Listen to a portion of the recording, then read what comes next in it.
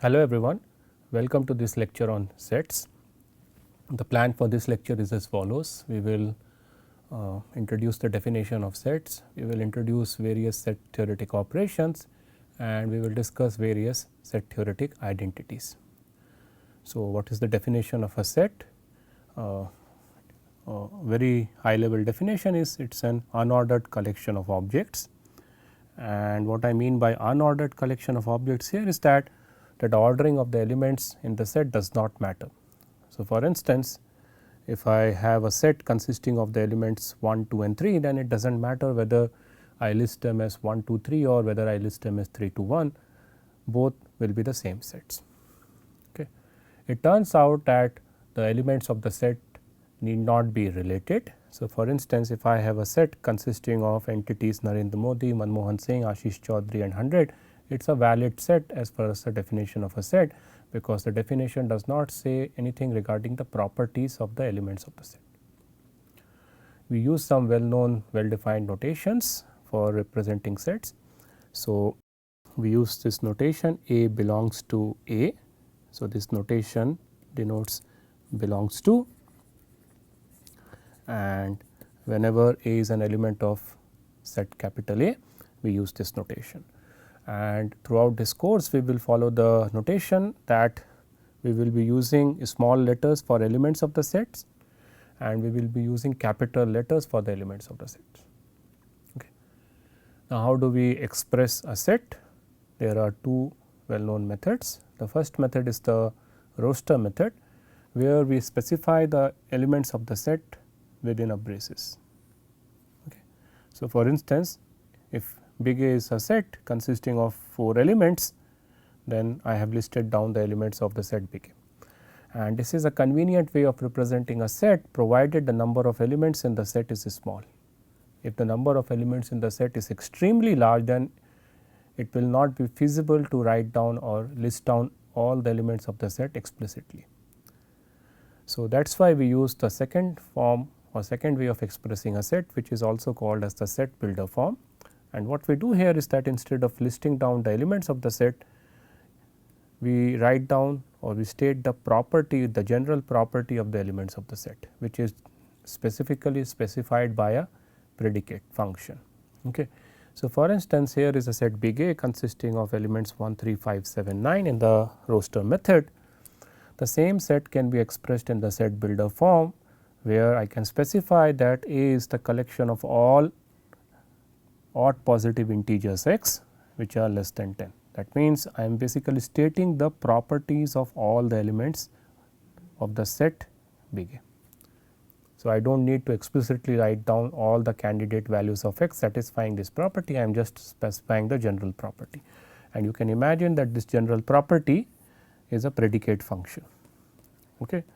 So, you can imagine that in the set builder form, we specify the predicate function which is applicable on all the elements of the set. And this is the most popular method of representing a set, specifically if we are dealing with an infinite set. We often encounter some special sets.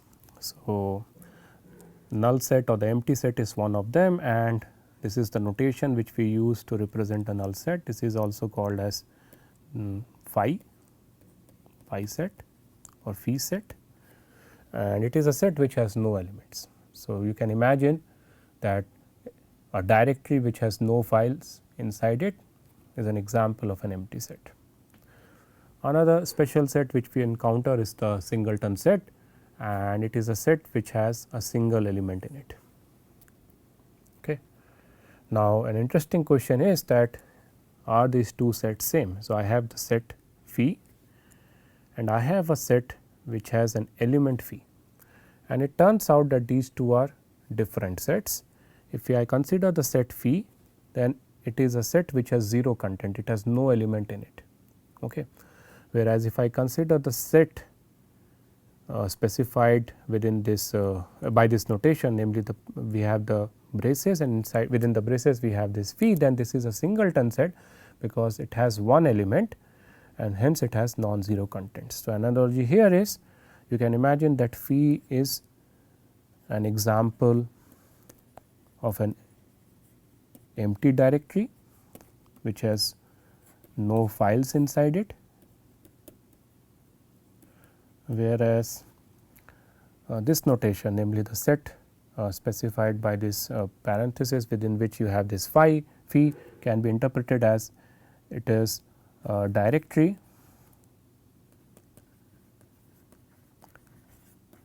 which has a subdirectory or which has specifically an empty subdirectory within it. And clearly these two things are different. Okay. So, very often people get confused, they think that the set phi is equal to the singleton set consisting of element phi. That is not correct, they are two different sets. As soon as I put a parenthesis around phi, the meaning completely changes. So, now we will introduce some definitions in the context of sets. So, we start with what we call as equality of sets. So, intuitively if I have two sets A and B, they will be called, they will be considered as equal sets if they have the same elements. Okay. That means, if I have any element present in the set A, it is present in B, and in the same way any element which is present in B is also present in A. There is nothing which is extra present in A or which is extra present in B. So, this is formally stated by the following definition. We say that sets A and B are equal provided the following statement is a tautology, namely for all x, of course, the domain of x here is the set of elements in A and B.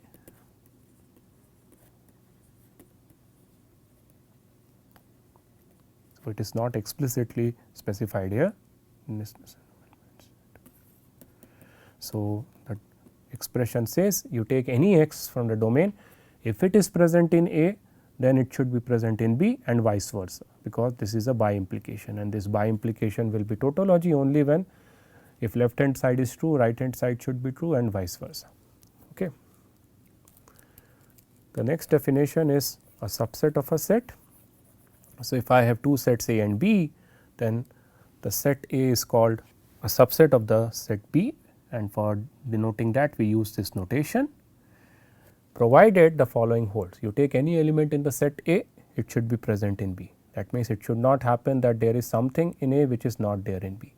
This is stated formally by saying that the following expression should be a tautology, namely for all x in the domain, if x is in A, then it should be present in B. I do not care whether, I do not care what happens if x is not present in A. I do not care for those elements x. I am interested only for those elements x which are present in A. My requirement is they should be present in B. So, my claim is that the empty set is always a subset of any set. Okay. Does not matter whether the set A is empty or not, the empty set is always a subset of any set. And if you are wondering why this is the case, then if I apply this definition on the set phi, then phi will be a subset of A if the following implication is a tautology, namely for all x, if x is an element of phi, it should be an element of A. And it turns out that this implication is vacuously true, because what is the premise here? The premise here is that element x belongs to phi, but that is false, because phi is an empty set and x belonging to phi is defined to be a false statement. It is a false statement because phi does not have any content. So, this statement is vacuously true, this implication is vacuously true, and that is why phi is always a subset of any set. We also have what we call as proper subset of a set. So, A will be called a proper subset of B, and for this we use this notation. So, you see here that this equal to symbol which was present in the notation for subset is missing in this notation. So, we will say A is a proper subset of B provided there exists at least one element in B which is not in A. So, we still have the requirement that everything in A should be present in B, right, but it might be possible that A is equal to B. If A is equal to B, then in that case also we will be saying A is a subset of B. But when I say proper subset, by the word proper here I mean that there is something extra in B which is not there in A. Okay. So, more formally the following expression should be a tautology. For every x in the domain, if x is present in A, it should definitely be present in B. So, this is the requirement of subset. right. This captures the fact that A is a subset of B, plus I need something extra, that is why conjunction. And what is the extra thing here? There should be some element y in the domain which should be present in B, but it should be absent in A. At least one such y should be there. If no such y is there, but only this part is true, then the proper subset definition turns out to be the same as that of a subset. Okay. Next, we define the cardinality of a set. So, we say that the cardinality of a set S is n, and for that we use this notation. We use these two vertical bar symbols within S to denote its cardinality, and we write it is equal to n provided there are n elements in S, where S is n is some non-negative integer. So, n could be 0 or 1, or it should be some value belonging to the set of natural numbers, or it should be a non-negative integer. Okay. So, if the cardinality is some n where n is a non-negative integer, then we say that S is a finite set, else we say it is an infinite set. That means, if we cannot express the number of elements in a set by any non-negative integer, then the cardinality of the set will be considered as infinite. Okay. We next define what we call as the power set of a set, and we use this notation P of S. So, you are given a set S, and if I take the collection of all subsets of this set S, then that itself is a set, right, because I am just listing down the subsets of S, and the elements here, the elements of P S are the subsets of S. Okay. Elements are subsets of S. So, if I list down all the subsets of S, the resultant set is called as the power set. Okay. So, let us try to find out that what will be the power set of phi. So, it turns out that the power set of phi will be a singleton set consisting of the empty set, because empty set is always a subset of itself or any set. Okay. What will be the power set of this singleton set which has phi as its element? It turns out that it will have two elements. The power set will have two elements, because phi is a subset of any set. So, we have phi subset of the singleton set consisting of phi, and the singleton set consisting of phi by default is always a subset of itself. So, we have two subsets of the singleton set consisting of the element phi. Okay. Now, a very fundamental fact here is that if the cardinality of your set is n, where n is some non-negative integer, then the cardinality of the power set will be 2 power n. Okay. There are 2 to the power n possible subsets of a set consisting of n elements, and this is a very interesting fundamental fact which can be proved in several ways. Okay. But what we will do now is we will try to prove it using the methods that we have learned till now, namely the proof mechanisms that we have seen till now. And since this is a universally quantified statement, okay, applicable for all n, a natural choice here to apply the proof by induction, namely we will prove this statement by induction on the value of n. So, my base case will be n equal to 0. Sorry, we start with base case n equal to 1. Of course, you can start with base case of n equal to 0.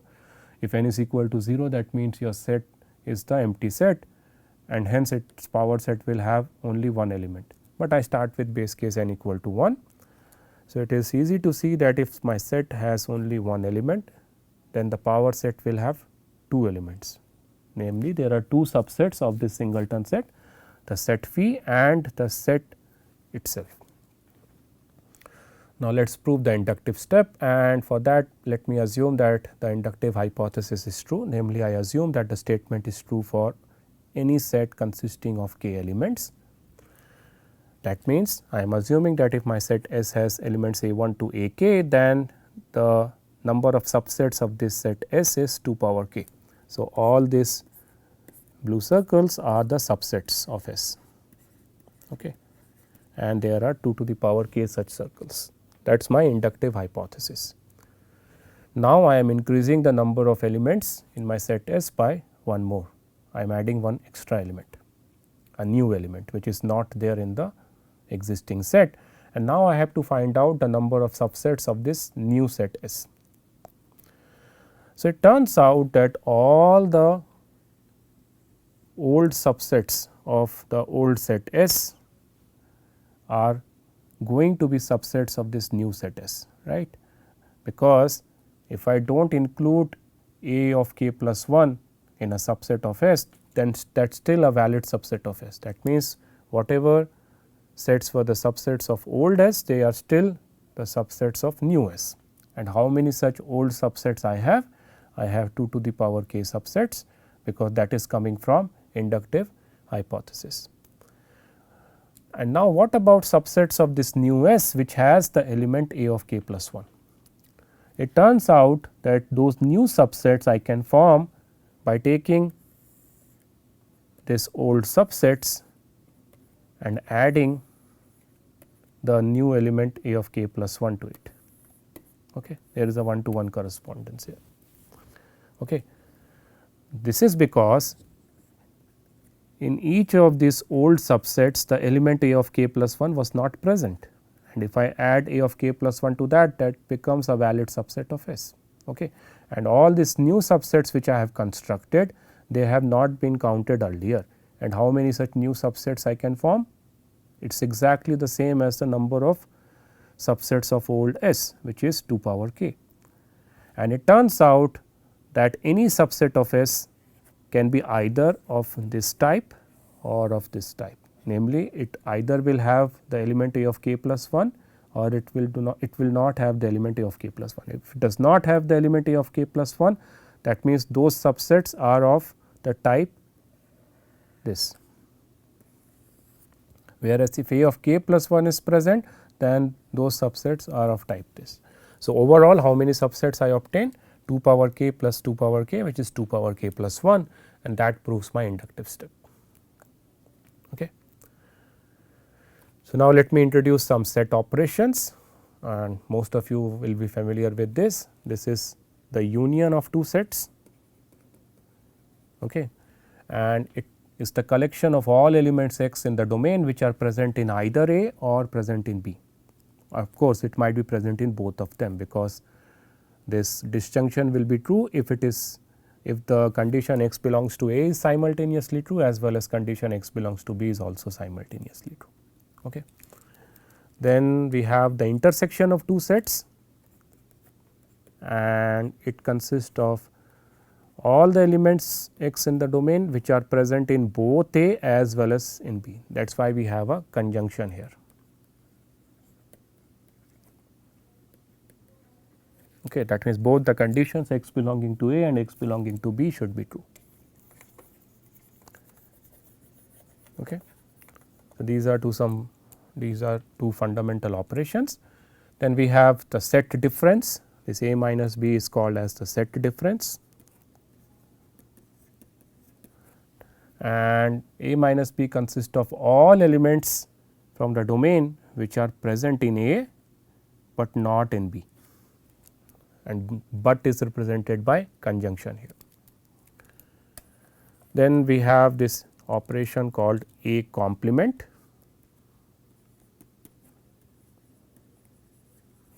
and A complement is defined with respect to a universal set, which you can imagine as kind of a bigger set.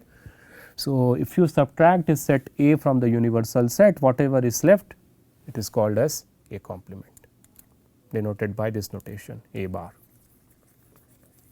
Okay. Now, this is an important operation A cross B, which is called as the Cartesian product of A and B.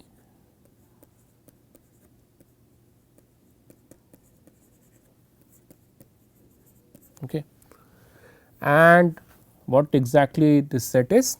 Well, it consists of all ordered pairs of the form A comma B, where the first component of the ordered pair should be from the set big A, and the second component of the ordered pair should be from the set big B.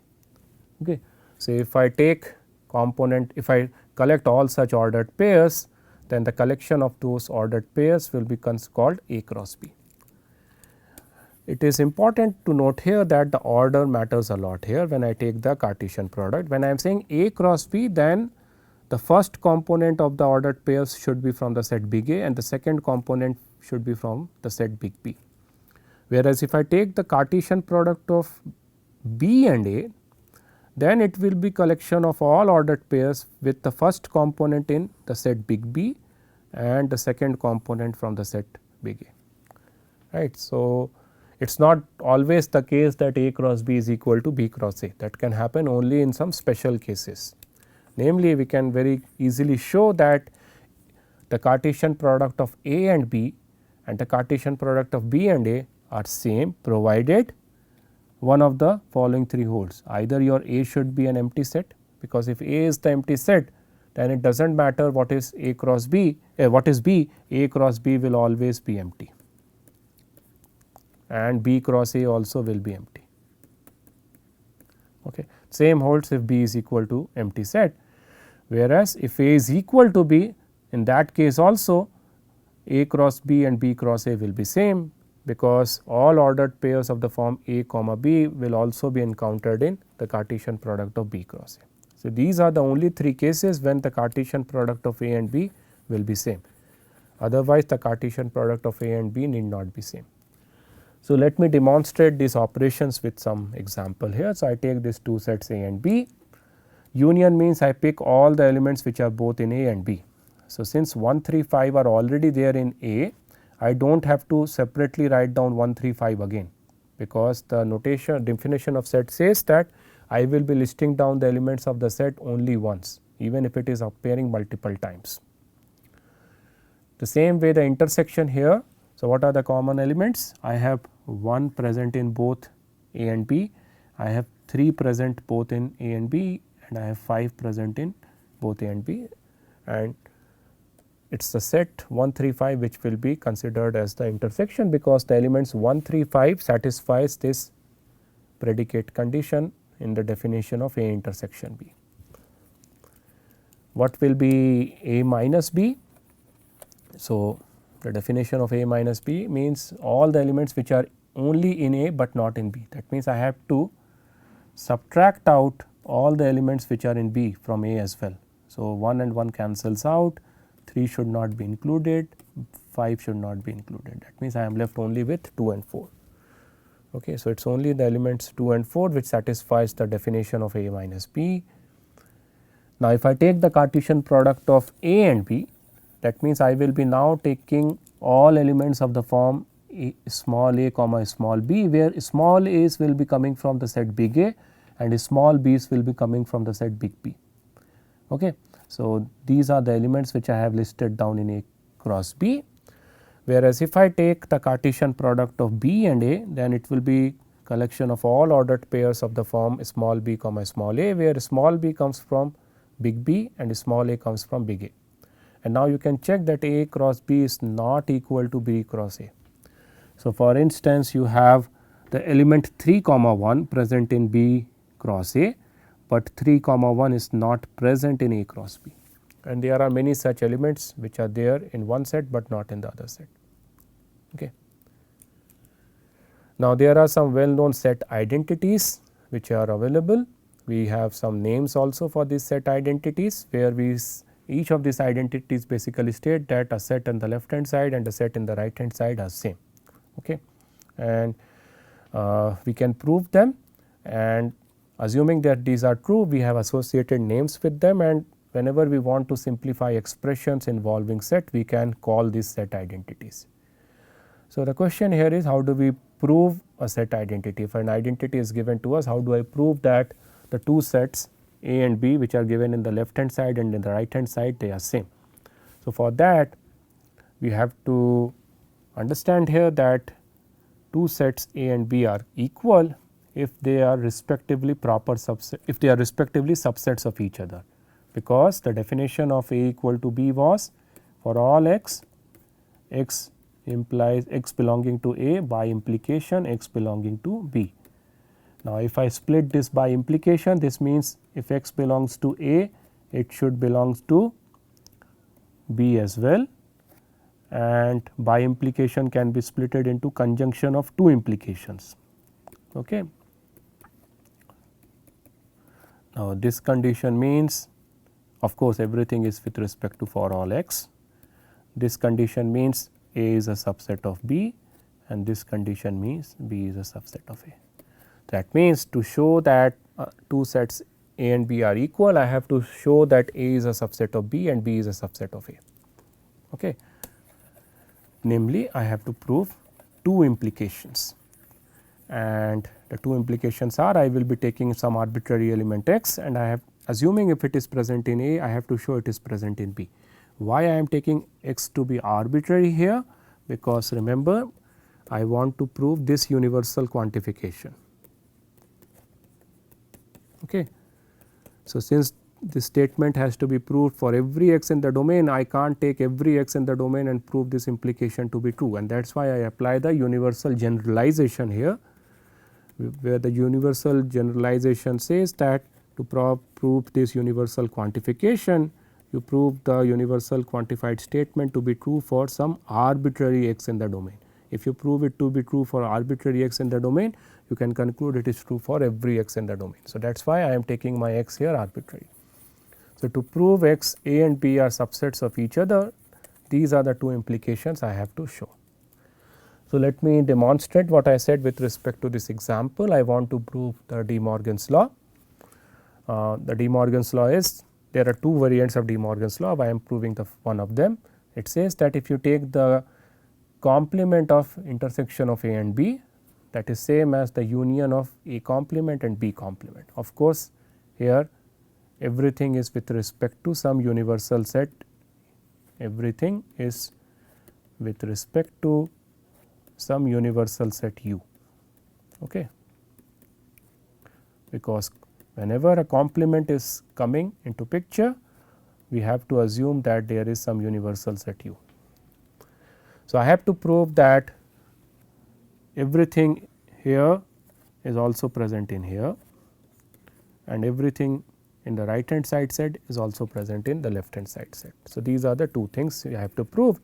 So, let me prove that everything in the left hand side set is also present in the right hand side set. So, let x be some arbitrary element present in the complement of A intersection B.